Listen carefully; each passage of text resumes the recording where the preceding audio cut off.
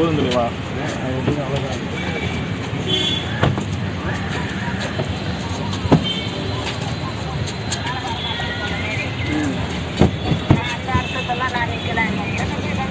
நடிகரும் இசையமைப்பாளருமான ஜி.வி. பிரகாஷும் சைந்தவியும் கடந்த சில மாதங்களுக்கு முன்னாடி தாங்கள் பிரிவதா அறிவிப்பை வெளியிட்டிருந்தாங்க.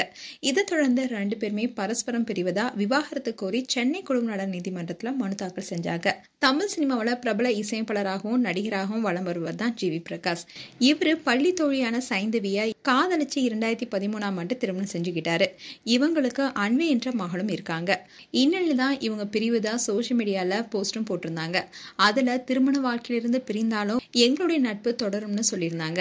அதுக்கப்புறமா கூட 2 பேரும் சேர்ந்து இசை கச்சேரியில கலந்துக்கிட்டாங்க. இந்நிலையில ஜி.வி. பிரகாஷ் அண்ட் சைந்தவி விவாகரத்து மனு தாக்கல் செய்ய ஒரே கார்ல வந்திருக்காங்க. சென்னை குடும்ப நல நீதிமன்றத்துல பரஸ்பர விவாகரத்து கோரி 2 பேருமே மனு தாக்கல் செஞ்சிருந்தாங்க. இந்த மனு சென்னை 1வது கூடுதல் குடும்ப நல நீதிமன்ற நீதிபதி முன்னாடி விசாரணைக்கு வந்தது. அப்போ ஜி.வி. பிரகாஷ் அண்ட் சைந்தவி நேர்ல ஆஜராகி 2 பேருமே மனமுவந்து பிரிவதா தெரிவிச்சிருக்காங்க. இதை தொடர்ந்து வழக்கு விசாரணைக்கு ஒத்திவைக்கப்பட்டிருக்கு.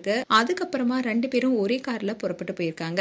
2013ஆம் ஆண்டு திருமணம் செஞ்ச இவங்க கடந்த 12 வருடங்களாவே ஒன்னா சேர்ந்துதான் வாழ்ந்தாங்க. அப்படி இருக்கும்போது கூட அவங்க குடும்பத்துக்கு இடையே எழுந்துள்ள பிரச்சனையால ஏற்கனவே சில ஆண்டுகள் பிரிந்து வாழ்ந்து வருவதா கூறப்படுது. இந்நிலைதான் இவங்க விவாகரத்து கோரி இன்னைக்கு மனு தாக்கல் செஞ்சிருக்காங்க. மேலும் இவங்களுக்குள்ள என்ன பிரச்சனைங்கிறத வெளிப்படையா இது வரைக்குமே சோசியல் மீடியால எதுவுமே ஷேர் பண்ணல.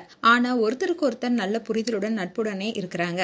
மேலும் ஜி.வி. பிரகாஷ் அண்ட் சைந்தவி குறித்து உங்களுடைய கருத்துக்களை கமெண்ட் செக்ஷன்ல சொல்லுங்க. இது போன்ற வீடியோஸை பார்க்க நியூஸ் தமிழ் கிளிட்ஸ் சேனலை சப்ஸ்கிரைப் பண்ணுங்க. மறக்காம நோட்டிபிகேஷன் பட்டனை கிளிக் பண்ணுங்க.